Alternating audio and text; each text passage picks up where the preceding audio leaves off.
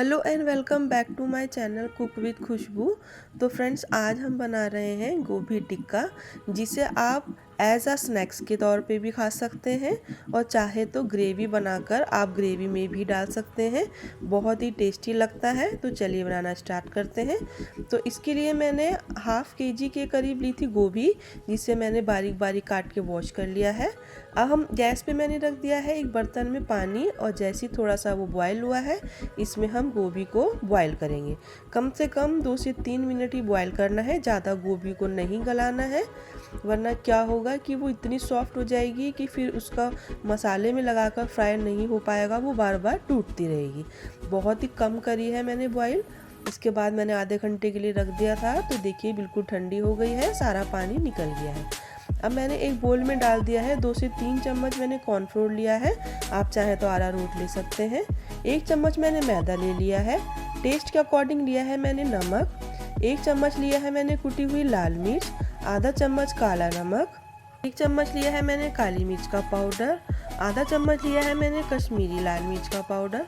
सबको आपस में अच्छे से मिक्स कर देंगे और इसके बाद लेंगे जिंजर और गार्लिक का पेस्ट। तो मैं तो यहाँ लहसुन अदरक का पेस्ट है वो डाल रही हूँ। आप क्या करें कि जो पाउडर होता है गार्लिक, जिंजर और अनियन का, अगर आपके पास पाउडर है तो आप वो भी डाल सकते हैं। सबको अच्छे से मिक्स करते हुए थोड़ा सा मैं डाल दूँगी इसमें कसूरी मेथी। तो क्रश करके कसूरी मेथी डाल दें, इससे बहुत अच्छा टेस्ट आता है।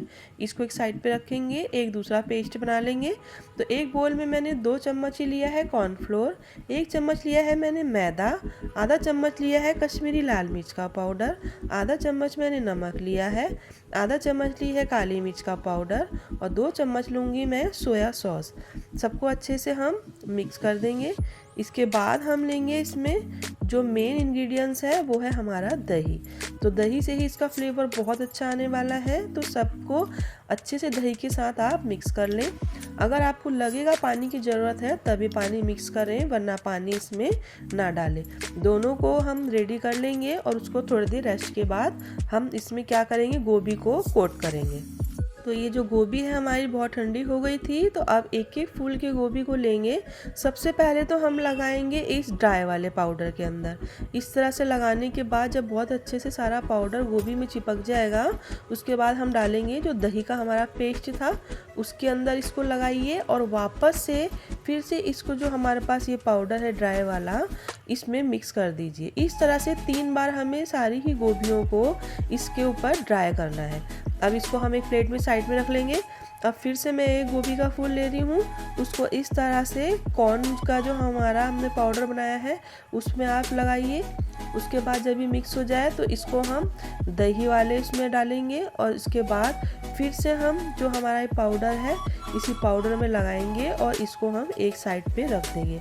सारी गोभियों को इसी तरह से हम सबको कोट करके एक साइड पर रख लेते हैं।